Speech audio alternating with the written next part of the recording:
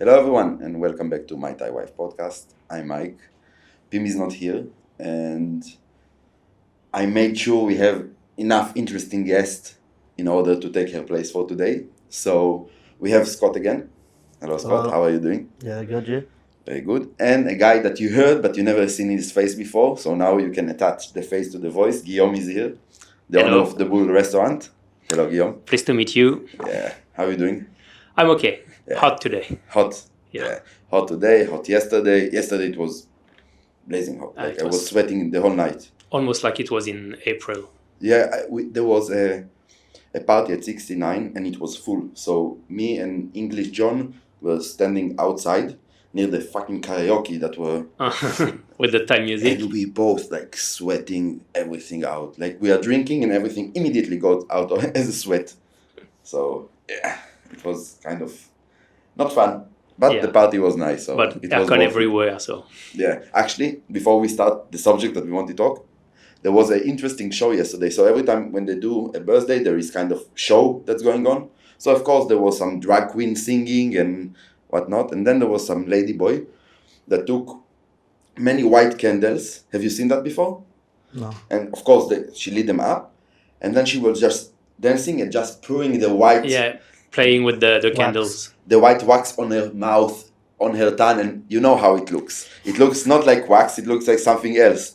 All over her face, all over her body. I never saw something like this. I've seen it. Normally, you have different kind of wax for the candles, and the candles. It's a special wax. Yeah, it's a wax that melts with the lower temperature. Okay. So when it comes to your body, it's not so hot. Burn your face off. Yeah, it's the one they use in BDSM. Things like that, so it doesn't. That's new for me. I didn't or know if you're really into BDSM, you take a normal one that is very hot. But normally, if you want just to show, you can use the normal. That's not for me. But I just thought like, oh, she's brave. She's a strong one, you know. And her mouth was full of like when she finished the show, she just grabbed the hand, and starts scraping everything out of her mouth. Jesus. Yeah, it was very weird, but arousing at the same time. I don't know. But everyone was cheering and taking videos, so it was nice. Yeah, and she do the movement and. Everything like a Cleopatra. She also dressed like that, you know, all the slow movements and everything. So it was nice. You missed a nice night yesterday. No, yeah. No, I was tired. Yeah. So, and I had work today. Yeah, and this is actually what we came to talk about. Yeah. So, do you know what he's doing for work right now in Thailand? You explained to me a little bit, but not all the specifics and the detail. Okay. So, of course, he can explain more, and then you understand basically and you guys understand why we're doing that, because it's a subject that many people know about, but they don't do anything without it, and this is the reason they are losing a lot of income, or maybe losing even their pension or whatever money they got left after this horrible inflation that we have going on right now. So, so the stage is yours. So when I'm not out partying with you or eating at the Bull, I do have a job, so I do work. Let's just clarify first: you are not working in a Thai company; you are working in basically a company that is from outside of Thailand. Yes. So there's many names for my job. So I'm a financial advisor, I'm a financial planner, I'm a wealth manager. Any of those titles.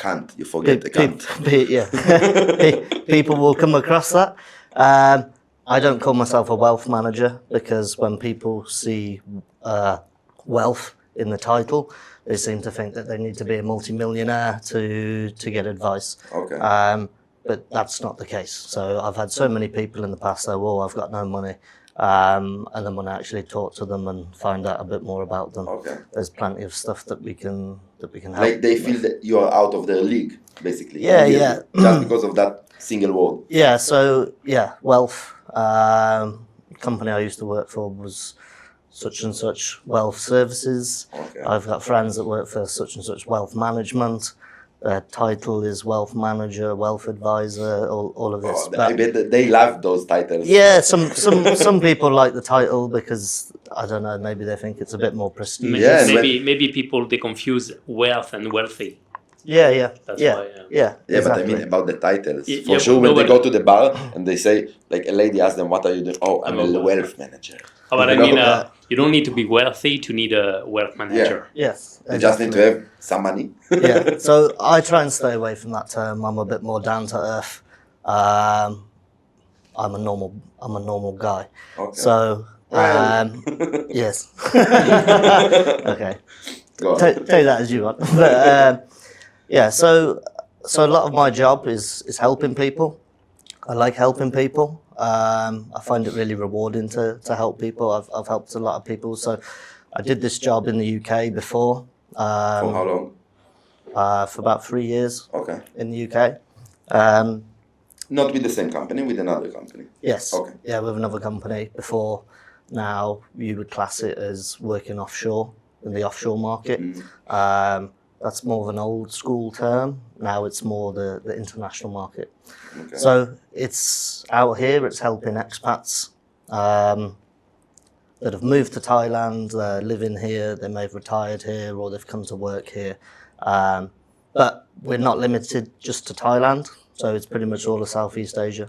Okay. So we've got an office in Thailand, we've got an office in Vietnam, and an office in the Philippines as well. So yeah, what do you want to know? First of all, I want to know, like, okay, obviously we are friends, right? So far, I've seen you, and we talked mostly about the whole, in what is the need in Thailand right now before even the investments. Many people come here and their life insurance sucks, or maybe they don't even have life insurance or pension insurance or whatever. Yeah. So this is one of the things that you do, which I get it. Many people will need it. Obviously, you are making money out of it and you have a lot of customers in that area. But like, what else can you do? Let's say I have not much. Let's say I have 50,000 pounds. Yeah. What can you help me with? Like, for me, they're just sitting in the bank. I have nothing with it. And you Yeah. know me, I'm not a smart guy. I know nothing about like investing and stuff like that. Most of my money is just as a cash in my bank. So Yeah. So everything is, there's no general financial advice. There's no one size fits all. Everything is what we do. Everything is tailored to the individual. Your circumstances are different to mine. Mine are different to Guillaume's. So well, you know, Guillaume's circumstances are much better than us. so it's all tailored to what your goals are and what you want to achieve, basically. If you've got like 50,000, you say, look, Scott, I don't need that for 10, 15 years, then we'd look to invest that. If you might need access to some of it, then we may invest some of it, and we may keep some in cash for like emergency So funds kind of split thing. it. Yeah.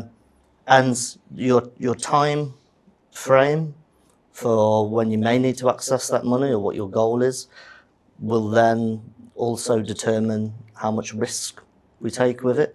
Okay, so there is a risk. In terms of investing. Okay. So yeah, investing in the stock markets is comes with risk. You know, you see the adverts, you may get less than what you put in, your money's at risk, all this sort of stuff. So there is risk, but the markets, they go up and down all the time. Generally, in a 10-year period, you'll have 7 good years and you'll have 3 bad years. Okay. But it comes up and down, you know. So we had COVID, the markets plummeted, but they were back up in the same year. A lot of my previous clients in the UK made money during COVID. When people, you know, when we were all put into lockdown, a lot of people would have been thinking, oh God, I've seen all my money plummet away. But it comes back, and history tells us that it always comes back and it always goes further. Okay. So yeah, there is risk, and depending on your goals and your attitude to risk, you know, you might think, you know, I'm a bit of a gambler, I'm quite a risk taker, and then we would look at that and explore that with the time frame. If you weren't and you're a more cautious person, doesn't mean that you can't invest. It just means that we invest in less risky investments. Okay. So it's all to suit your needs and what your goals are. Does that answer that? It is, but I know it's not only stock market. I know also, like, now you gave a lot of example about the stock market and everything, but I guess any kind of investment is something that you can help people with, not only in that particular area. For example, if Guillaume, how long, 13 years ago, came to Thailand? 13, yes. 13. And he didn't have the brain that he actually had. And he said, okay, I have this money, I just closed the IT company or whatever. What should I do now? Like, Yeah. The thing also is when you invest in the stock market, sometimes you can invest in stock, but sometimes you can invest in products that Okay. is based on the stock market, financial products. And after, as you said, there is the risk. So, for example, you can take high risk, but you can win big or lose big, or you can take like the More conservative. In France, we have the CAC 40. It's the 40 biggest companies top in companies. France, So yeah. you basically have a wallet with a little bit of everything, and you invest in 10 years, and you sure you will not lose money, because in 10 years with the high and up, generally in the last 30, 40, 50 years, the average it's 5% per year. Okay, so it's not as high as other investments, but it's a sure investment. Maybe this year you win 20%. Okay. Next year you lose 30%, but you invest in for 10 years. So in 10 years, you will get a 5% per year. Okay, so it's like what my brother did. He took all the money he had, put in S&P 500, and like 15 years, forget about it. He don't even check it out. Yeah. So there are risks with that. So we use fund managers and we generally invest in funds. Okay. And for us, everything's about diversification. So it's not putting all your eggs in one basket. Now, if you use the CAC 40, you're right. It will go up, but you're only invested in 40 companies, and all of those companies are in France. So if something It's very limited. If something happens in France with the government and they change the rules on something, then it can be more volatile. It's the same in the UK. We've got the FTSE 100, which is the top 100 companies. Again, it's all concentrated in one country. Whereas what we do, so I'm not investment specialist. That's not my job. My job is to give you the advice as to what you should do to meet your goals. So we've got teams of fund managers that we work with. They're the specialists. I don't pretend to be.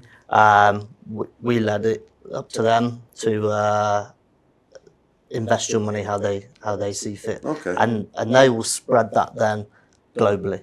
So there will be stuff in America, there'll be stuff in Europe, there'll be stuff in Asia, all over the world, and then in different asset classes, so stocks and shares, bonds, government bonds, and then even within those, there's other classes.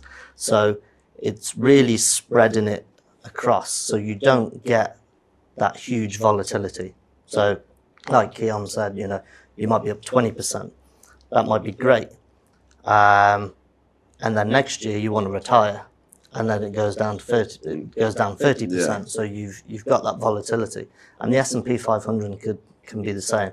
Now the S&P 500 is made up generally of the Magnificent Seven, which is the top big seven. What am I saying? The big tech companies in America. They make up a lot of the S&P 500. Okay. So, although there's 500 companies in there, generally you're mainly invested in 10 those, maybe. Those, yeah. So that's why we diversify within funds, and within those funds we'll have different risk categories, like I said before, depending on what your goals are. So my goal is, I have this amount that I told you before. I want to retire in Thailand. What can I do? So we can invest that. No, but I need it. Also, some of it I need now, right? Yeah, but Yeah. there is one thing to consider is you arrive in Thailand with a lot of money, you keep it in your bank. Basically, when you keep your money in the bank, you're losing money. Yeah.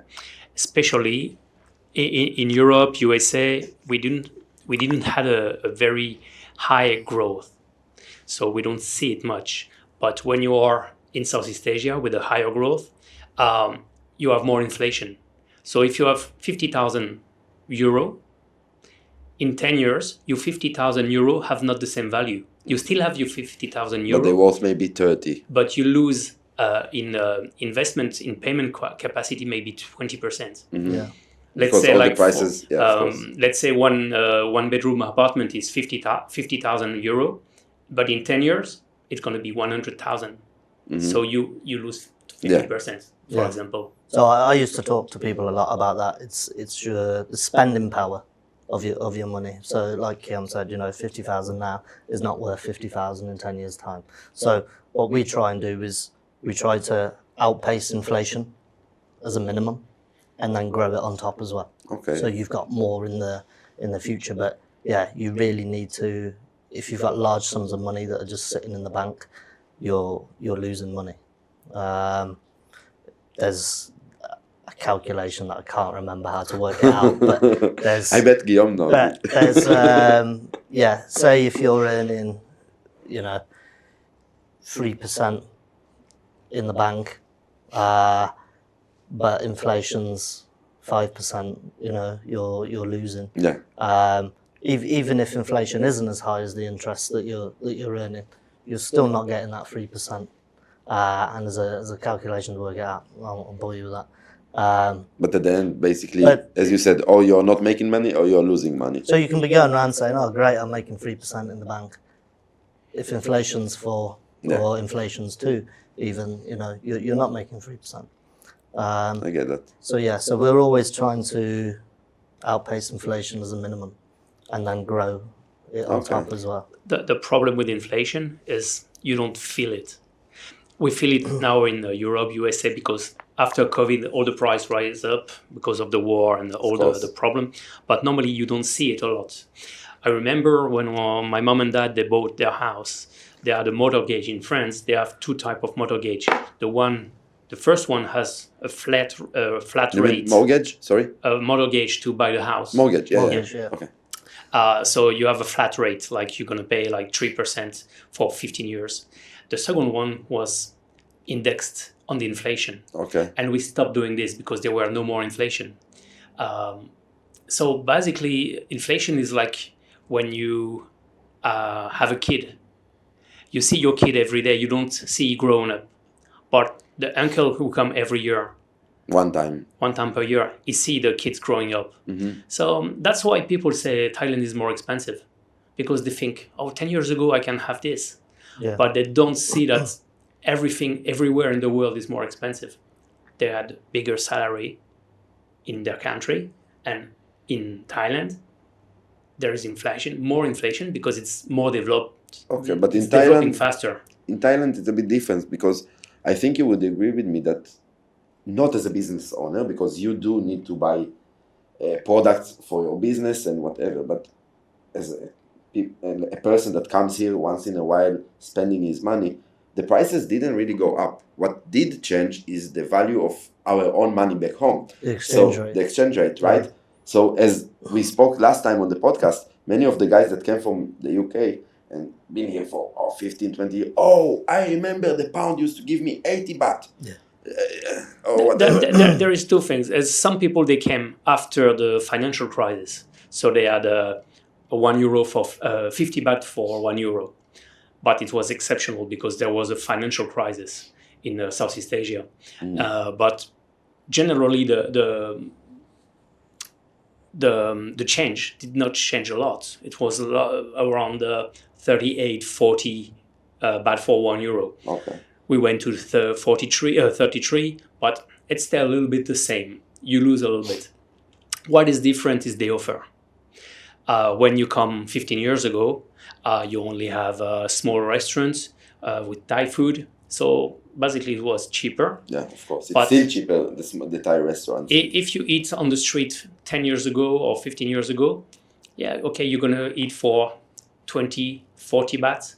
The same dish now is 80 baht or 70 baht. Okay. So it went higher.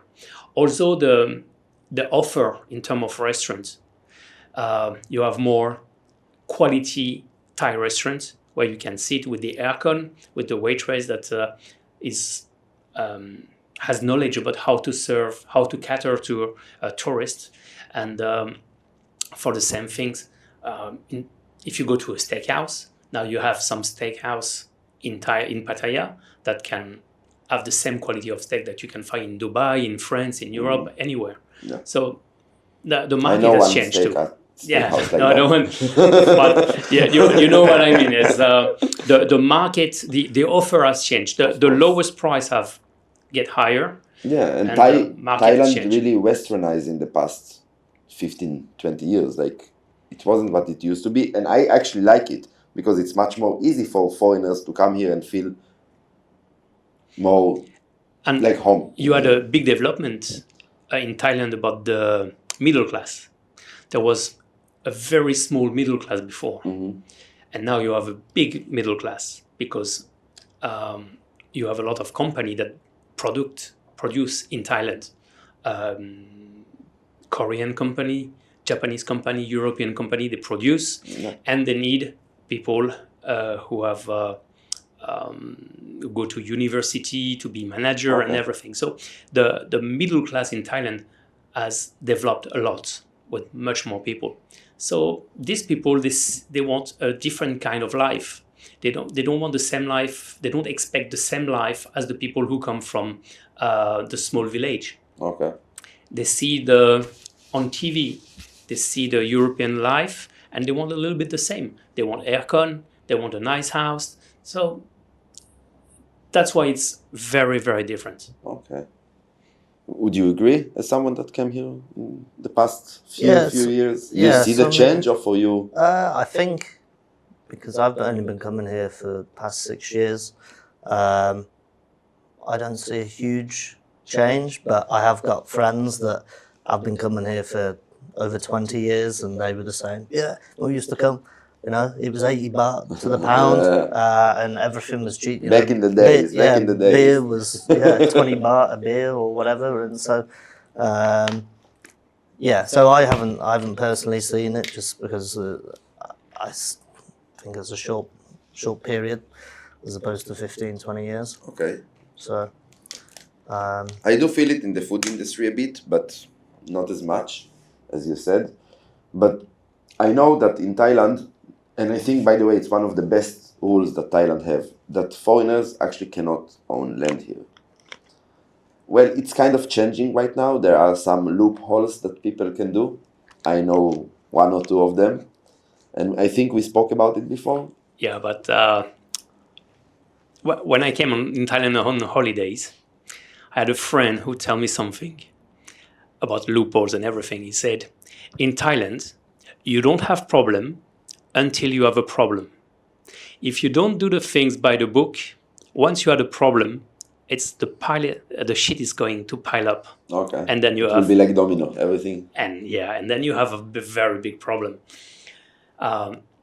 There is always some guys who ask you how we can do this, and you explain to them the correct way to do this.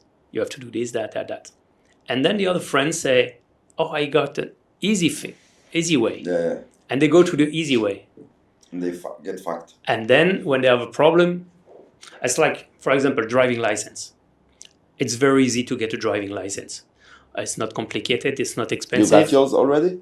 no. Okay, so listen up. So basically, I didn't have any driving license in Europe. So I had to pass all the tests in Thailand. Oh, really? You never drove in back No, back home? in France I had a 50cc, so I didn't need a driving license. So I pass my driving license like a Thai, do all the tests and everything. If you have an international driving license, you can transform it to a Thai driving license. So it's a little bit more easy than passing all the tests. And there is some company who say, oh, you can buy your driving license with us. You give us 5,000, 6,000, I don't know. Yeah. You can pass. You don't need to move. You get your driving license. The problem is you don't know what you buy because you don't. It's not our country. It's not our culture. We don't know how it works. So basically, the guy, he has a driving license, looks authentic. It's authentic. has been printed in the DMV, everything is all right. And then one day he has an accident. The police arrive, they run the number, and it's not a register. It just has been printed. Oh, so it was never typed in It wasn't the system. Yeah, it was not in the system. It was just printed. Wow. And then, because you want to avoid 2 mornings doing the tests, you spend your life paying because your insurance say you can. Yeah. I don't know if we can say the word say here. Okay. So the insurance will say you don't have driving license, so we don't cover you, and you have to pay for the person that is injured or something. So you always, it's the same. You have some guys that say, oh, you don't need a work permit. You can pay the immigration. Okay. I never heard that. And one day the immigration, they come because sometimes Bangkok come control. Or, for example, you're the immigration, I pay you every month, and you want a new car. So you come to see me, you say, okay, now it's not 3,000, it's 6,000. What I'm going to do? If I want to apply for a work permit, I have to ask you. Yeah. And you're going to say, no. So I can extort you, basically. Exactly. For whatever I want, and you are only relying on me, on my kindness. But if you do everything by the book, you don't have any problem.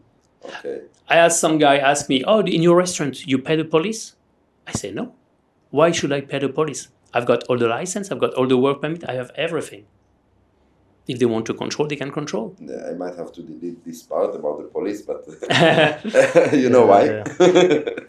But yeah, we will see. But about buying land, what I meant that normally in Western countries, one of the best investment is real estate, right? No. No? No. Okay. So in my country, and fuck you, Scott, like the pricing houses went in the last 15 years, like 600%, something like that, which is crazy. Like, I don't know if there is any other place in the world that it went like that. I know in Japan it used to be something similar because they're always comparing Japan to Israel. But Japan is going down. No, before. Yeah, before. So 600% in like 15 years. So everyone that owned like a shithole somewhere can sell it for a lot of money right now. Yeah, the problem is now in Thailand, there is too much condominium, and basically most of them they are empty. Really? Yeah. Because I still see the advertisement everywhere. Yeah. To be fair, I was sitting I was on the balcony of mine today, and I was looking, I was thinking, I've never seen those curtains open. I've never seen those one. Like, it looks like there's a sign in that one, and I could look, and it was like you could tell they were all empty. Yeah. Okay. The thing is, if I need, I've got a condominium. I'm a promoter developer. I've got I'm building a condominium, and I need to sell 40 apartments to pay everything. Mm-hmm. Okay, so once I pay the 40 apartments. Let's say I pay 50, then I make a profit. Everything else on is a this. profit. So I start another project, and this and this and this. So that's why most of the condominium towers, they are not fully sold. So why the prices are so high? The price for the new, when you have a new condo, are still the same, but on the second market, second hand, it's cheaper. It go down a little bit because it's more difficult to sell. Okay. Because they don't care about selling the empty one. They want to move to another project. Okay. I remember the first time I came to Thailand, I was in Pattaya for a week, and I was walking around Central Festival, and there a company in the ground floor that advertised condos. So I had like 30 minutes. I say I will harass them. I will get the information just for the knowledge. And back then it was 1.4 million for a new condo. Mm-hmm. I don't see those prices anymore. Everywhere I see 2.2, 2.4, and for smaller than what they used to offer back then. When you buy a condo, if the condo is more than 10 years old, 10 years ago you can buy a studio. The studio were about 34, 36 square meter. Mm-hmm. Now a studio is 24, 26 square meter, Yeah. but the price is the same. After, it depends where you buy. You can buy, if you buy on Beach Road, it will be more expensive Of course, than the on the location dark is side key, and of everything. course. And you have more and more service, more swimming pool, more. Gym, sauna, all Yes, that. But so- this is go back to what we said before, that they are really trying to westernize like their facilities. They want right? luxury. They want to sell luxury. Yeah. Also, there is something that after the earthquake from Bangkok on the 28th, they want to stop the look fancy but build shitty. Okay. Because they have a lot of building that look very, very precious. You have marble on the wall and everything, but the structure is shit. Okay. So basically, you buy something that looks good, but it's very bad. When you have a condo and you can hear your neighbor, that's very bad because the walls are very thin and everything. Yeah, but this is why normally people, when they buy house, maybe even a condo, they ask for inspection first, just to give them the general idea of what's going on here. But when I came on a holiday, I wanted to invest in real estate, but I didn't want to buy a condominium. I want to buy small room and sell and rent to Thai people. Okay. Like for 3,000, 4,000 baht per month. And I asked some advice to a friend who own Axiom properties. Okay. And he said, Guillaume, that's the best and the worst idea you can have. It's the best idea because it's the best return on investment you can have. It's the worst idea because you're not in Thailand. If you are not in Thailand to take care of your rent and your business, then you will not make money. Okay. Because let's say, like any business, you have to be there in order to make sure it's operating the way that you want. Let's say you rent a you buy a condominium for 1.4 million baht. Let's say I buy one in the center of Pattaya called City Center Residence. Okay. 1.4 million baht. You can rent it for 12,000 baht. This is, by the way, those are the real prices over Real there? price. 1.4 million? 1.4 million is the price It's I a nice bought. place. I know this place. It's a nice place. And you can buy a second hand there for 800 to 1 million. Really? Okay. But I not advise you because the construction is not that good and it gets old very quick. Yeah. But you can rent the place you buy 1.4 million. You can rent it for 12,000. Yeah. So basically, the return on investment is very low compared to what you have in Europe. Yeah, of course. And it's difficult to rent because there is a lot of offer. So it's difficult to get people to rent your place. Okay, as you said, there is how many like vacant places Exactly. right now. So It's supply and demand, isn't it? Yeah. Like, there's more supply than there is demand. Like, but I know a person, I will not say her name, but all of us know her. She's the ladyboy wife of our mutual friend. So the place she rent right now have 60 rooms upstairs, something like that. And she rent them for Thai people, obviously. And I think it took her 4 months and everything is full. Because it's not condominium. No, it's not. It's just room. sheet rooms, no windows, I think, on most of them. There is two things. First, it's rooms, so it's more easy to rent. Second, she's Thai and she knows a lot of people in Pattaya. Yeah. So it's easy for her because she don't need to have an agency and everything. Because the problem is we see this the Western way. If I was in France, I have a condo, I have an apartment, I want to rent it. I went to an agency, they will have plenty of people. Mm-hmm. If I have the same thing in Thailand, I went to an agency. Thai people, they don't have the reflex to go to an agency. It's completely Even different. the new generation, which look everything online. No, they will look on the Second-hand Facebook marketplace, Okay. things like that. So if you know a lot of people, it's going to be easy to rent everything. And also she have the bar, so she can rent to her staff. Yeah, but this is only 6 people. We are talking 60 rooms. So. But she know a lot of people. Yeah. If you don't know anyone and you need to pass by an agency, you're not going to rent your condo because it's going to be lost in all the offer. It's going to be very difficult to rent. Okay. So real estate in general is not the best thing in Thailand, as we said. If you want to buy real estate to stay, It's For a choice. you. For you. Yeah. For me, I don't like it. I don't like it because if I want to move, I don't want to have to sell the place and buy another one, and so I prefer to rent. There But is this, another thing. Sorry to cut you, but also, as you said before, rents are so cheap here, so sometimes it's even worth it. As Exactly. you said, just invest your big amount of money, invest somewhere, and just with the spare money, just rent some. I rent somewhere. a big house Yeah. because I've got my dogs and everything for 15,000 baht per month. And With land and everything. a little bit land. I've got 3 big room, 1 big living room, 1 dining room, 1 big kitchen, Garage also, right? 1 garage for 2 cars. So it's very big. Okay. My bedroom is 54 square meter, But bigger than most of the studios here. bigger than an apartment. Yeah. I pay 15,000 baht. But it's far from the center. It's a little bit far from the center. It's on the dark side. On the dark side. I had a problem with the aircon. Where I rent, the lady, she owned the street.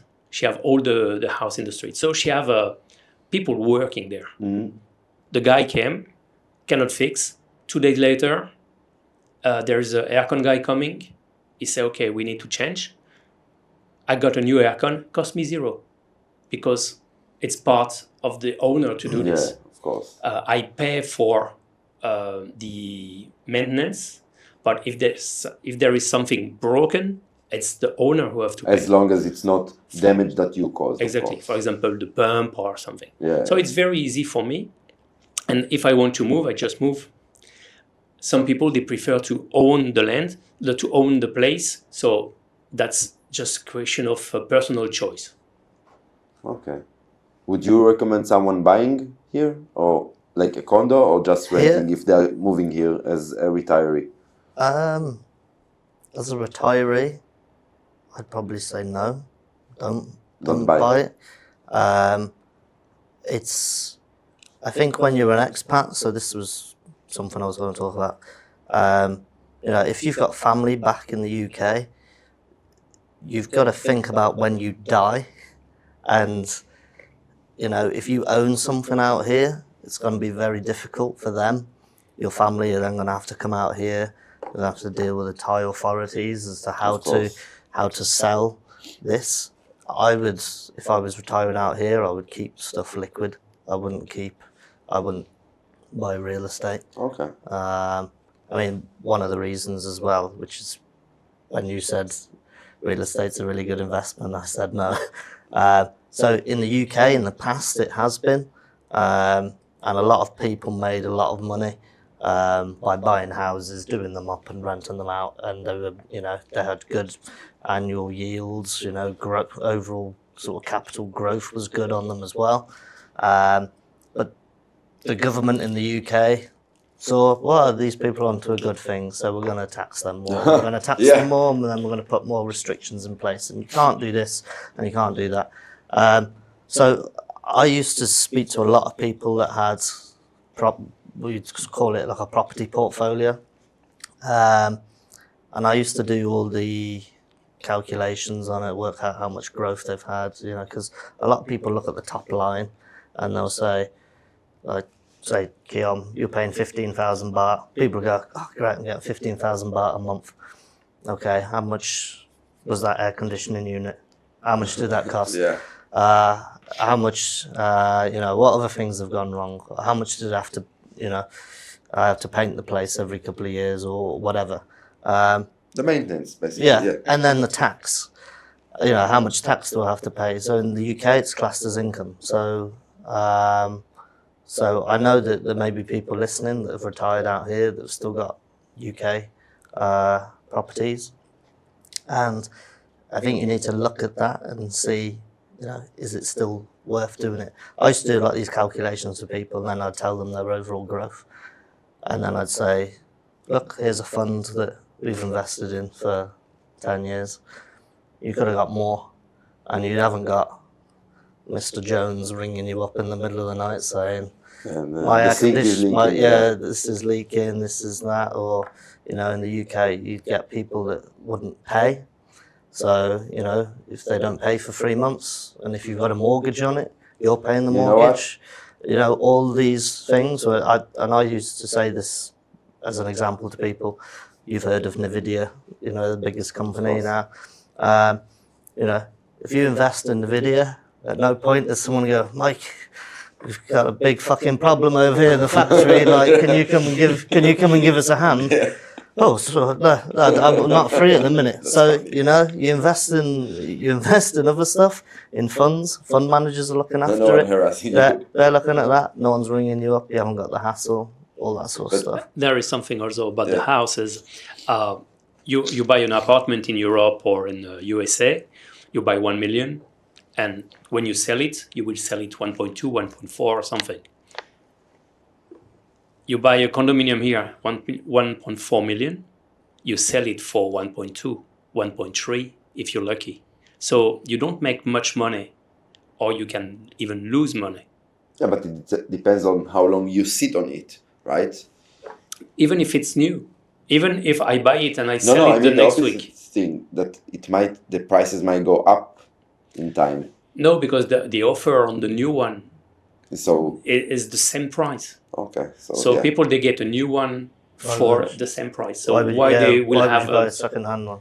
why they want to buy a 2 years old apartment, and they have finance Yeah, because you know, you have the finance by the realtor. For example, I pay 500,000 baht, and then they start building the condominium, and in 3 years I pay every month. yeah. So that's I easy heard for that. me too. I had a similar thing, but sort of the opposite.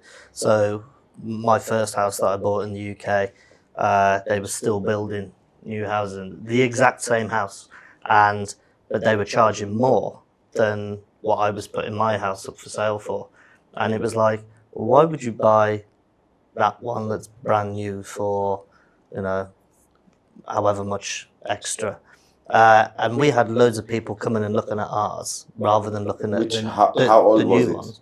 Oh, it was like 4 or 5 years old. Okay. But The difference was like 20-30%, I guess. Yeah. But the good thing was like, oh look, we've had all the problems. You know, we've decorated. It's not a bare shell. It's like we've done this to it. The garden's all nice because the gardens wouldn't be done on brand new houses. So it looked more attractive. So that's like the opposite of what you're saying. It's like, well, you know, if you can get a brand new one, then, you know, for a small percentage more, In Western, you go for sell the brand new one. You make money. In Thailand, you sell, you lose money. Yeah, I understand that. At the CC condo, I had one condo I bought, and I rent 2 other condo. I was doing something. I was doing Airbnb. Okay. Then the COVID arrived. When it was still legal, by the way, when it was still Yeah, legal. of course, when it was still legal, of course. So the COVID arrived. I stopped renting the 2 condo, and the condo I bought 100%, who was mine, I put it as a collateral for a loan at the bank, and I called my bank and said, okay, can I stop paying for 6 months because it's the COVID, they closed the restaurant and everything, and the bank told me, no, you're a foreigner, we cannot do this. I said, okay, fuck you. I stopped paying. So I stopped paying. After 3 months, they contact my girlfriend. They say, okay, if you don't pay, we're going to take the condo. So I say, it's okay. Take the condo. It's like I sold you the condo. Yeah. So basically, with the money I made with Airbnb and the money they gave me for the restaurants, I didn't lose money. I make a little bit profit. And I told my girlfriend, do it quick, because every year you have the fee, the property fee to pay. Like the key money, as they say. It's for the management. Service charge. The service charge, yeah. Oh, okay. You pay by the size of your condo. And so we do it quick, and the bank was the owner now. So when the juristic person called me and say, oh, you need to pay your fee for this year, I say, I'm not the owner anymore, call the bank. That's funny. Yeah. But before you said something that reminded me, you said that sometime when you owe, like you rent a place to someone, then they don't pay. You know what they are doing in Thailand for people that don't pay rent? Yeah, Do yeah. you know? They have a lock they put on the door, Yeah. and And you cannot access your stuff yes, until you Yeah, pay yeah. it. It's Yeah. it's genius, but it's fucking crazy also because, for example, we know someone that she's working in the bars, right? And she didn't pay her rent, so they locked the apartment. But how can she make money? She don't have access to her clothes. She don't have, and she need to look Makeup, good, all makeup, everything, everything, and you it's a know. lady boy. So she need the wigs, she need all the stuff, and now like, yeah, but that's what you have to think before. of course, but I'm saying that in Western country, you just go to the court, and the court even let you stay there for like, I don't know how 6 long. months, and if it's the winter, they cannot kick you out. Yeah. But that's why the price are cheaper. That's why the rent are cheaper, and that's why it's so easy to have a room. When you want to rent a condo, they don't ask you a lot of paper. They say, okay, you want to rent a condo? ID. Give me the money. You pay Yeah. 2 months of deposit and this month's rent, and you take the condo. Mm-hmm. In Europe, you cannot kick out people, but There because is you a cannot contract. kick out people, Yeah. they need to have a lot of insurance Yeah, to be safety sure measures. that you Yeah, can yeah. have everything and you have a good file with everything good. So basically, by doing like this, they can have easier access to rent, lower rent. So I think what we should do in Europe is a mix of what we do. Is I understand in Europe we say, okay, we need to help the people when they have problem, and that's a good idea. That's something I support. Mm-hmm. But why should it be the private people who should support this? It should be the state. So let's say that, okay, now you can. I'm in France. You cannot pay the rent. We kick you out. But the government put you in a place where you still have a roof on your head, and we help you there. Yeah. Or there should be a fair squatter rule. So let's say there is squatters in your place. You can apply for the government, and let's say they pay 80% of what you should get, or 70%. And then, okay, you want the squatters to help. Your laws don't let me kick them out. Okay, take some of the damage. If you can kick people more easy, and you are sure to be paid, it's going to be lower rent and easy access. Mm-hmm. And then the government have to do its job and provide shelter for these people. Like, okay, you have been kicked out. Come, we put you there. We put you. Yeah, we know yeah. how to do this for some migrants. For example, we put them in hotel or Yeah, things like that to of help course. them when they arrive, and we support them until they can Stand on their feet. stand on their feet and understand the country and everything. Why we cannot do this for the people, the residents? You really want to get into politics? Yeah, No, but that's, I mean- I was going to say that's Because one. all of us came from different backgrounds, but I think most of our countries, like all the three of our countries, do have some problem with legal and illegal immigration. So I really don't want us to get into, because But this is where it will lead to. what I mean is, I am for helping people, but by doing what we are doing now in Europe, we are not Okay, helping so we are people. going to politics. We are Go not on. helping people in the long term. No. That's why it's so more easy in Thailand. In Thailand, you want a room, you can have a room tomorrow. Yeah. You just pay the 2 months deposit, the rent, it's okay. Yeah. Yeah. And if you have a problem, for example, you have a nice condo, and then something happened in your life, and you cannot afford anymore, okay, you go to another room, you take a more, what they Cheaper call one, Thai or- style, you pay 2,000 baht until you get better, but you don't have to think about, where I'm going to live. Yeah.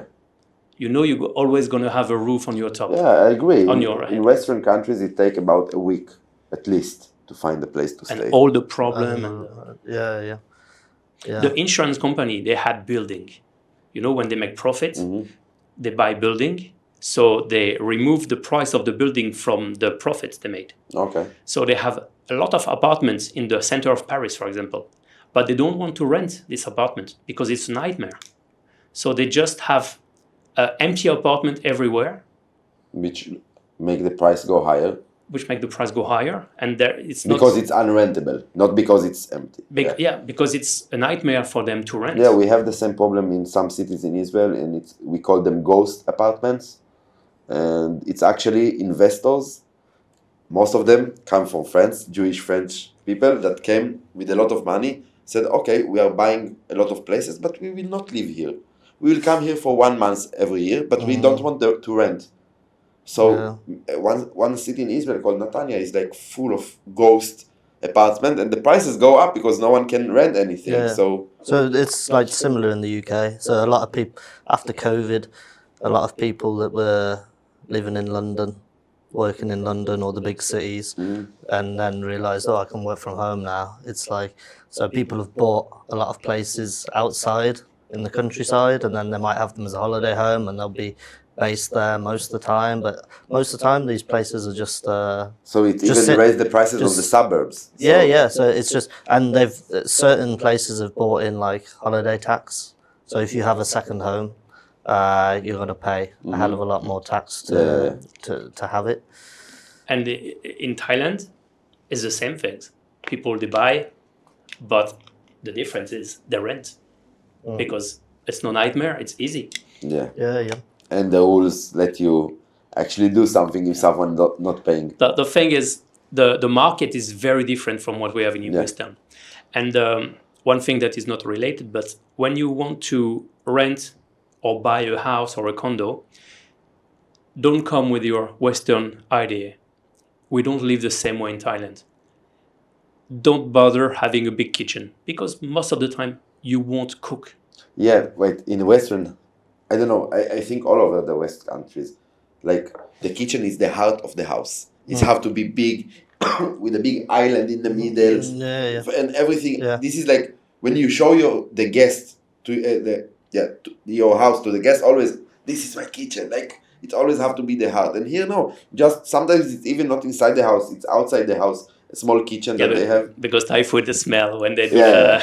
I like it, but when they do the spicy, it's burning your nose. No, but what I mean is, you eat outside. You meet your friend outside. We live outside. So you don't need to have a big house. You don't need to have a big kitchen. And sometimes it's cheaper to eat outside. Yeah.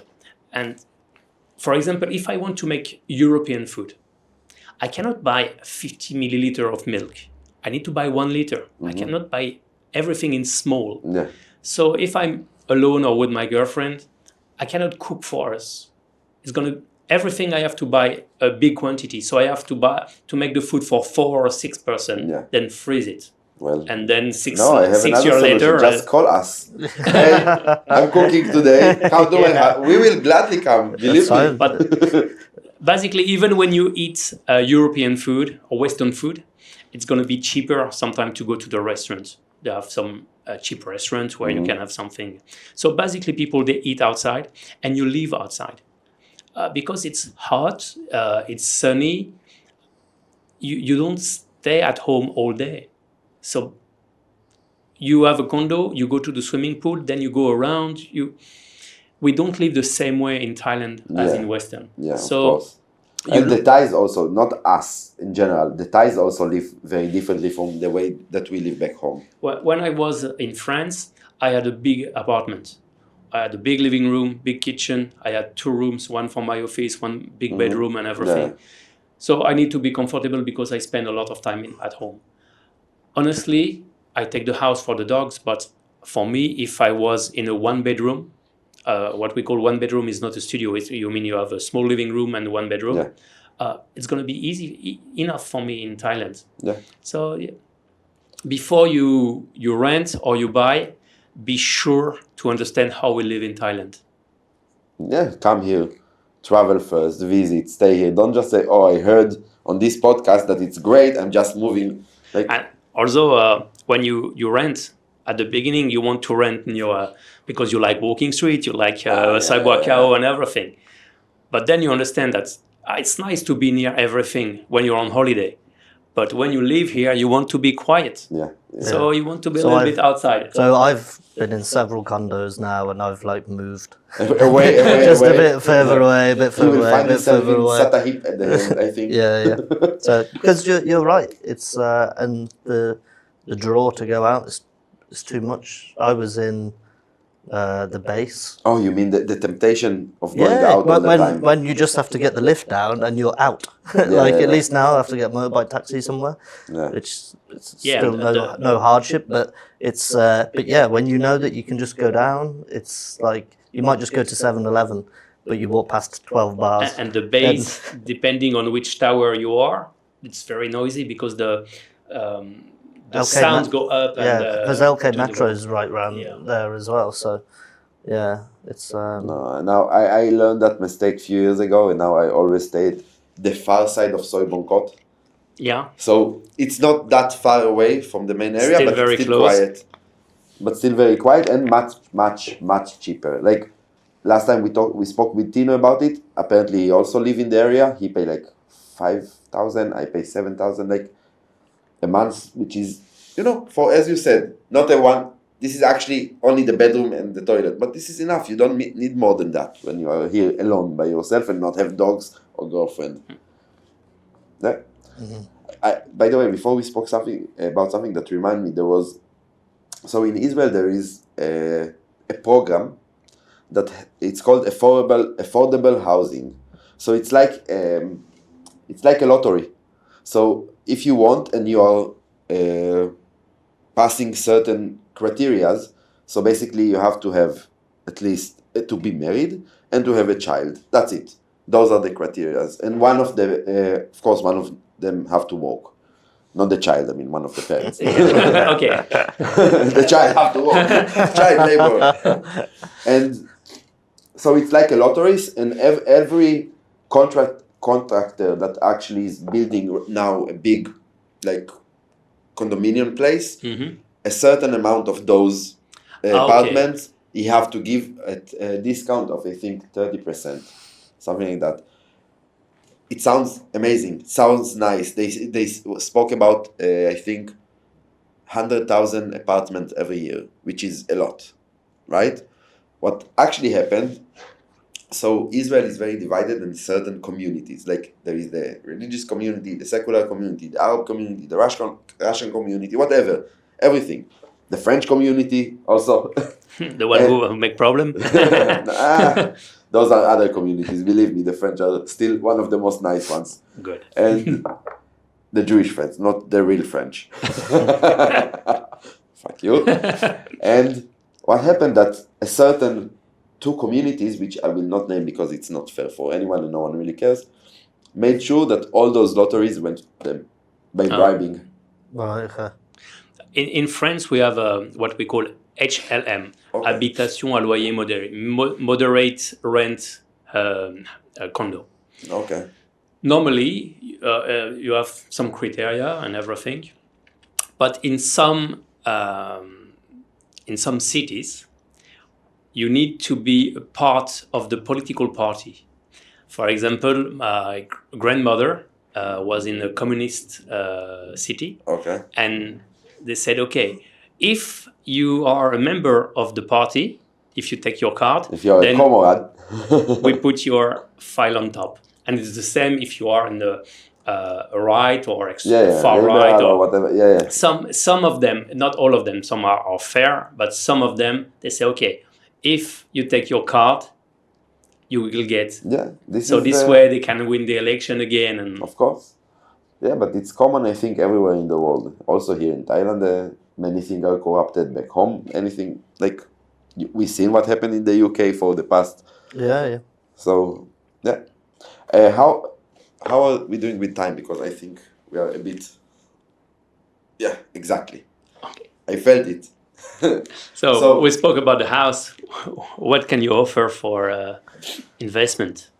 So not just investment, but so I can deal with pensions. So I can specifically deal with UK pensions, which is something that I used to do a lot when I was working in the UK. It's probably about 80% of my my work was. But not only for UK. Now you can do for everyone, almost all the Europeans. I know you help. Yeah, so it's not so much pensions here.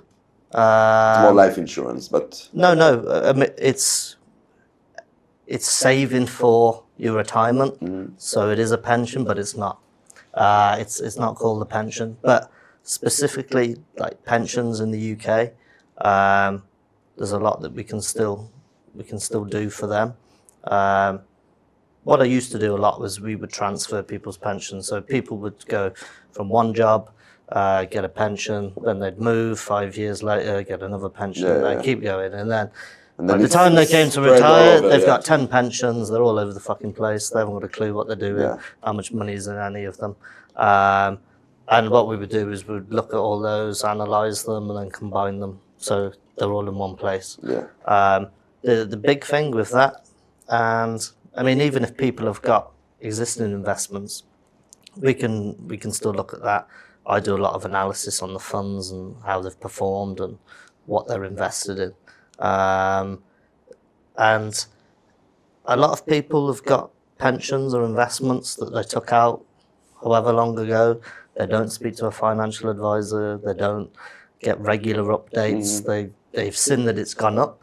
So they think, yay, it's up. I've made some money. It's up more than it was 10 years ago. But they could have so made so much it's more. great. But yeah, and I used to say to people a lot, look, you know, your pension or whatever investment you've got, if you gave me $100,000 today and I fucked off for 10 years, you'd be ringing me every day saying, Scott, what are you doing? Where's my money? What are you doing with it? But and then you come back after 10 years, give me like 105. Here you go. Yeah. the best loan in your life. So, but yeah, I used to say to people, you know, if I fucked off and, you know, you'd be on my back saying, where's my money? What are you doing with it? You know? But people's pensions and their investments, they just think, oh, it's just, I'll forget about that. I'll bury my head in the sand. And I've had so many people that have worried that don't have enough money in retirement. So one good thing that we can do is we can do cash flow modeling for people. So even people out here, if they've retired out here, we can look at all of their expenditure, how much money they've got coming in, and we can do a forecast as to, look, this is when your money will run out, basically. That's not a good idea to tell that to people in Pattaya. Or this is when, you know, but, you know, I live here, you know, I'm, you know, how many girls do you take home each week? You know, okay, right. Ladies or lady boys, because different prices. Yeah, you might have to cut that down. One bar fine a week. You know, so it's, but it's, sometimes it's good to get that peace of mind that you know, okay, actually I'm good. Or, you know, or maybe my pension isn't performing well. Well, look, if we moved it, maybe you get another few years out of it. But yeah, I've had a lot of clients in the past that have been really anxious and really worried about their retirement. And then when you actually look at it, it's not that bad. Okay. Or there's stuff that we can help with. Okay. Would you like to, like, of course I will share your business cards online, but you want to say the name of your company? Or? Yeah, so I work for a company called Max Foresight, which, like I said, so the owner of the company, he works in the Philippines. One of the other advisors, he's in Vietnam, he's French. So again, we work as a company. If there's any French listeners, I know French people like to speak to French people. It's not like they like to speak to French people. It's most French people, they don't fucking speak English. Yeah, so a lot of his clients are French. So if there's French listeners and they want to, you know, speak to somebody that's French, we can do that. But yeah, so I work for that company. We're then attached to a bigger company. So we've got a big umbrella over us that does all the compliance and stuff. So there's very little financial regulation in Thailand. So the company that we're attached to, we've got licenses in lots of different jurisdictions. So we've got Malaysia, Singapore, Dubai, the UK, I think the USA as well, and then like the offshore, like Channel Islands, just off UK, Thailand, Guernsey, Jersey, all that sort of stuff. So, yeah, we're regulated by them. So it's not just some cowboys coming through. We do, because there's a lack of regulation here, we make sure the business goes through places where there is regulation. Okay. And that's smart and also very assuring. Yes. Yeah. So. Okay. So we will. So if I come to Thailand, I'm retired, I've got some money, and I want to open a bar. What will be your? Oh, that's a good question. What will be your advice on this? From talking to other people, I would say no. I have an advice on this, a real one. So the other day, I don't remember who was that we spoke with, but he's someone that owns many bars here. And he said, like, we asked him the same question. He said, if now someone forced me to open a bar again, I will only open bar for the Thai people. I will not even bother open bar for the foreigners. Yeah. The Thai people spend more money. They come in big groups. Just make sure They there is the enjoy. music, the food, everything, and they enjoy more. Like Garden 168. For example, You, all you these. said like dive bar kind of. What is dive bar? Sorry. Is that? I mean the same place. For example, you went with. Yeah, the group. yeah. Not dive bar. It have Thai name. Right. Okay. I know what you mean. Yeah, something But like that. one that's got live music, band. Live music, it's band, not- food, Yeah. the yeah. big bottles of beer, not the Yeah. small ones. Bigger. Yeah. But he said this is the only. If someone forced me to open a bar, which I don't want because it's a headache, that's the only thing I would do. Yeah. The guy they come to Thailand, they like to go to the bar. Then they think, oh, I want to open a bar in Thailand. But opening a bar in Thailand is like working in Disneyland. You don't see the magic anymore. Yeah. I agree. And if you open a bar because you like to drink, it's the worst thing. Yeah. Yeah. That's the thing. I think, like, going back to your original question, and I sort of mentioned it at the start, it all comes down to what your overall goals are and what you want to do. So I'd ask people, why do you want to open a bar? Because I like drinking. Okay, well, don't do that. Invest your money and Stop drinking. just go out drinking. If it's because you want something to do and you don't play golf or you don't do anything else, and it's going to give you something to do, then maybe it's an option. But again, it depends on your overall wealth. If you're going to spend 5% of it on a bar and you know it's a gamble and it might not pay off, then okay, maybe that's okay. If it's 80-90% of your wealth and you're putting everything into it, then no. It's like opening a restaurant. Wait. I want to cut you before Yeah, you sure. change to the restaurant.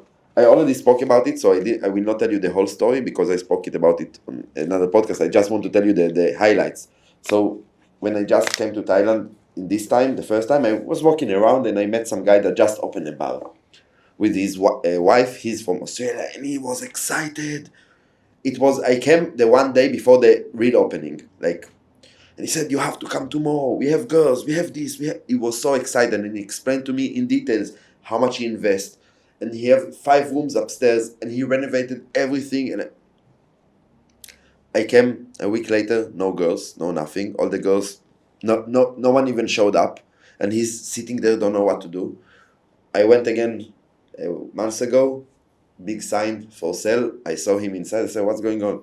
He said, I fucked up. I just fucked up. I have to go back home. I cannot. I'm losing my pants here. His dream, I remember how happy he was and how excited he was in the first day. Oh, come on, I'm opening, you have to come, blah, blah, blah. And then the decline, and most of the bars are actually like that. The thing is, why I open a restaurant? Because I work in a restaurant before. I was not in the restaurant industry at the beginning. Then I work in a restaurant.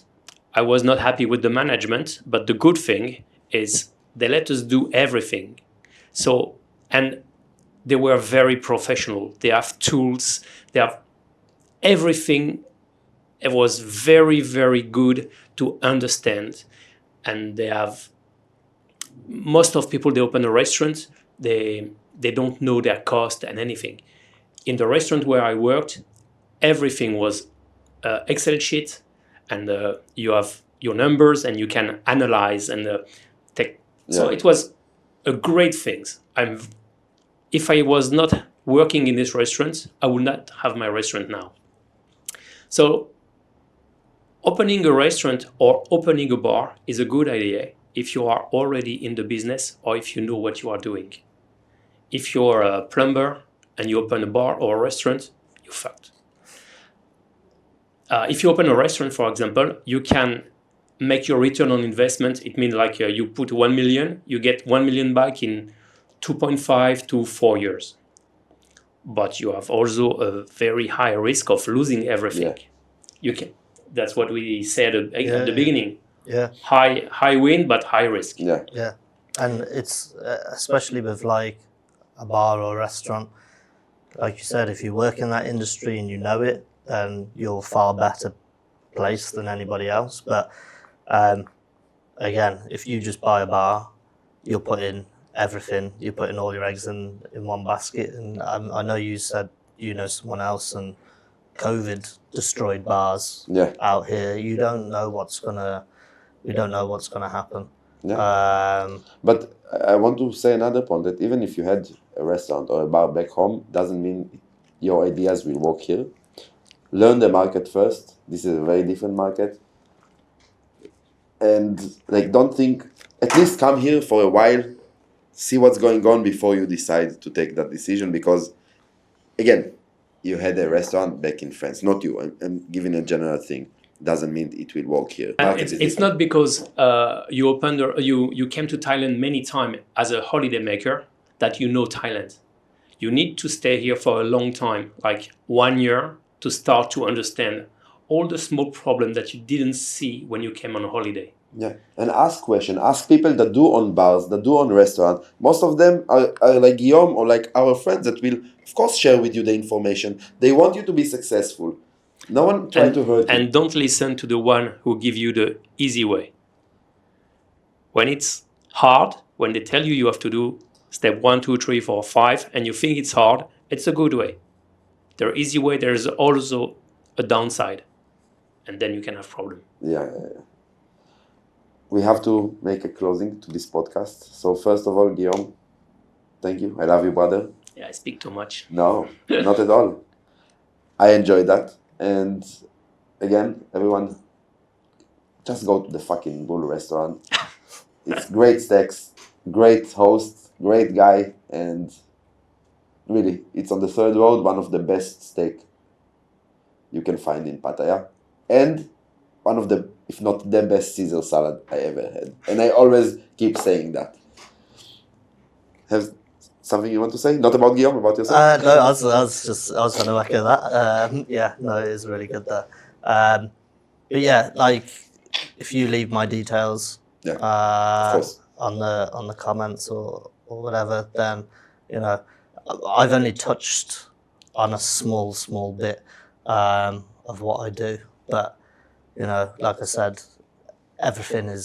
this has been sort of general advice. Yeah, and if you want us to do a second part of it, just write in the comments, we will do. Like, if you have your own question, we can do a Q&A for you, and no problem, we will answer any. Put the question in the comment, and then you can make it. Or in the email, which I will say shortly, so yeah. Yeah.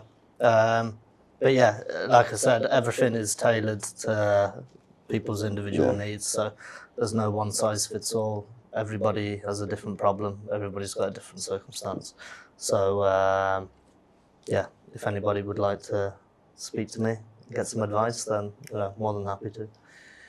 Yeah, I will put your business card on the show notes and everything. So if you guys do need any advice, asking question is for free, as long as he's not making money for you. So don't worry about it. Guillaume, closing words? No, it's okay for me. I speak a lot, I think, already. Okay. Thank you, guys. Again, any question you can leave in the comments, or, which I prefer, just send to our email, which is mythaiwifepod@gmail.com. check the Patreon and keep telling you. They are great stuff, and we're still thinking about doing that boxing fight. Oh yeah, she said one of them said she was up for it, didn't she? Yeah. Yeah. So we are arranging maybe a boxing fight if we will generate enough money for it between Kiwi and Pim, Okay. which will be interesting because both of them have some boxing experience. Okay. And thank you very much. See you next time. Hope you enjoy it. Bye, guys.